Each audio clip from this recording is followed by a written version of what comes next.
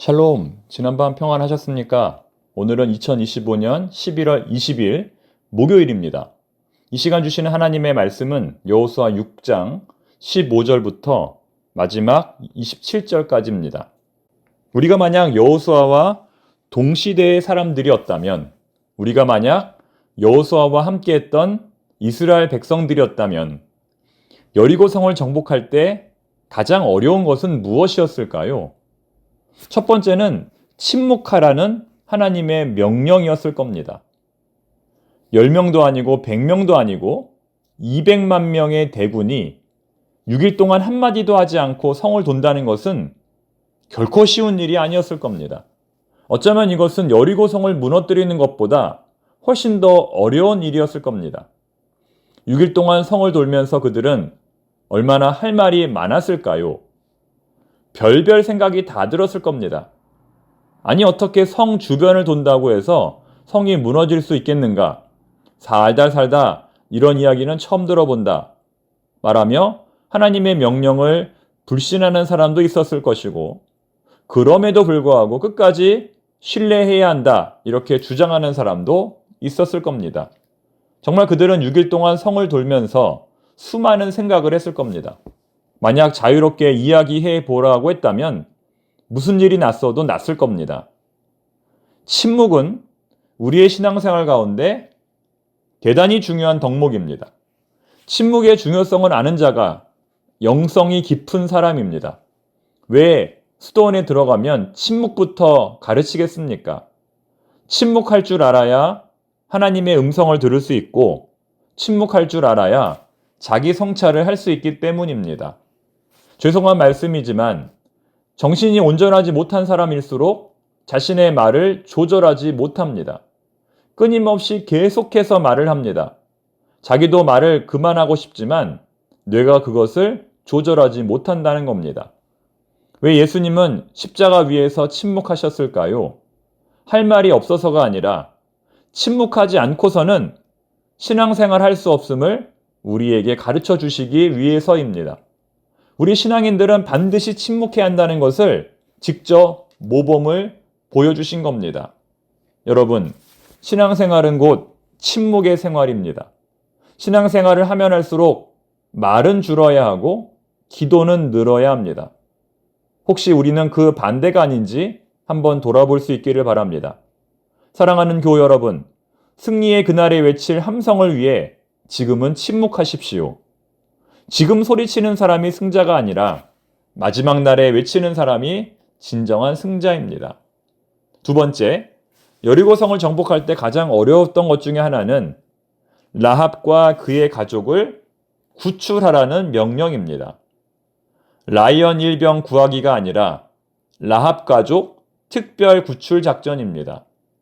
오늘 본문에는 기생 라합과 그의 가족을 반드시 구출해야 한다는 내용이 무려 4번씩이나 강조되고 있습니다.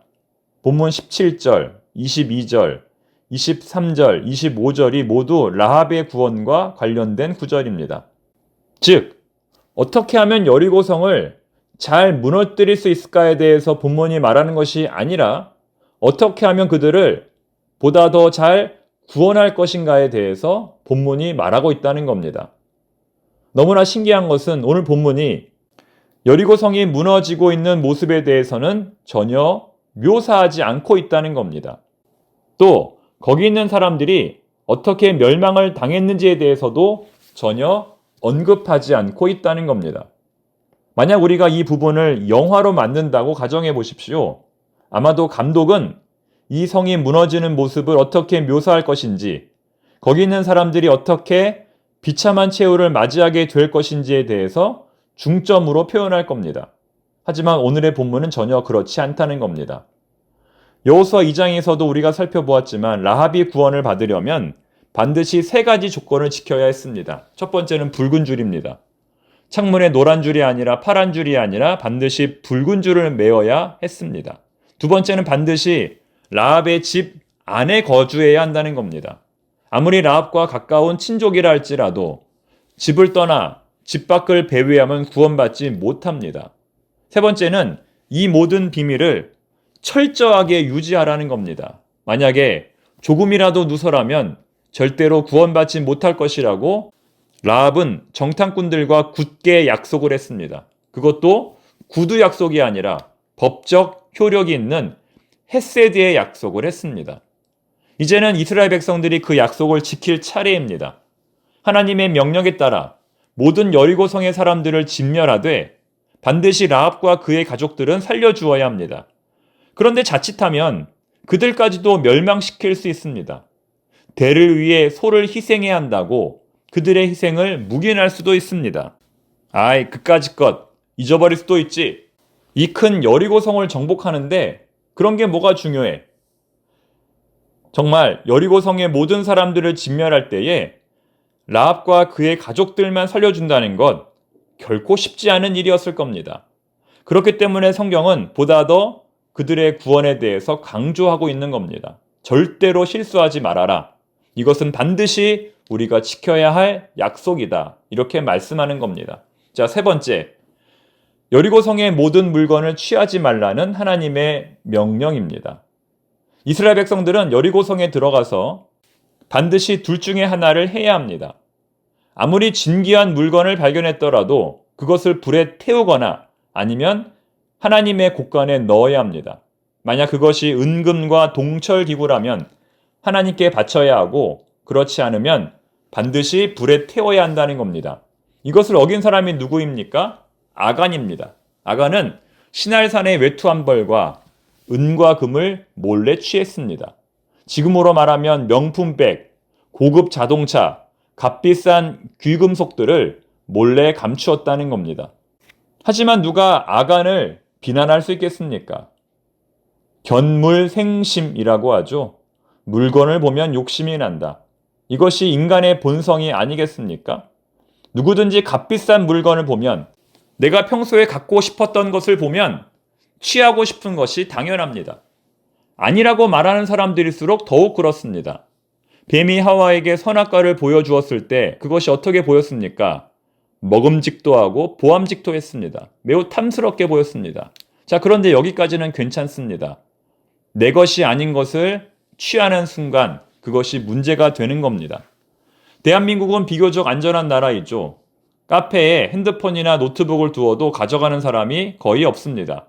물건 잃어버려도 웬만하면 다 찾습니다.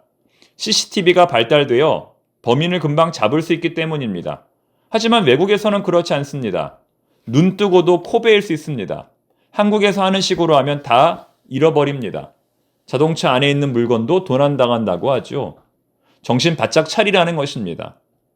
사랑하는 교우 여러분, 신앙생활이란 자신의 욕망을 십자가에 못 박는 삶입니다. 자기 절제 없이는 신앙생활이 불가능하다는 겁니다. 우리 신앙인에게 최고의 능력은 무엇일까요? 나에게 없는 것을 구하지 않는 것. 지금 현재의 모습에 만족하는 것입니다. 나는 비천에 처할 줄도 알고 풍부에 처할 줄도 알아. 모든 일 곧 배부름과 배고픔과 풍부와 궁핍에도 처할 줄 아는 일체의 비결을 배웠노라.